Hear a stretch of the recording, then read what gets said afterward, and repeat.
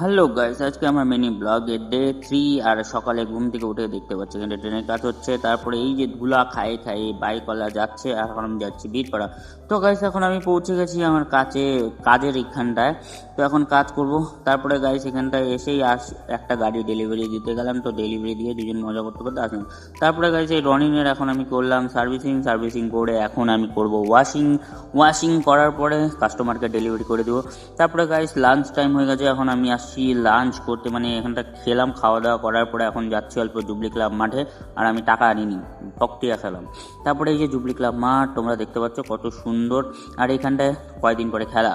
তারপরে এসে অ্যান্টকটার কাজ অনেক আটকে ছিল, তো আজকে সাকসেস হয়ে গেল।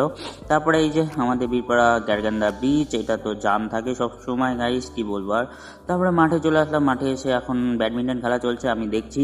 তো আজকের ভিডিওটা এখানটায় রেখে দিচ্ছি গাইস। ভিডিওটা ভালো লাগলে লাইক, কমেন্ট, শেয়ার, সাবস্ক্রাইব করে দিও। Tata, by.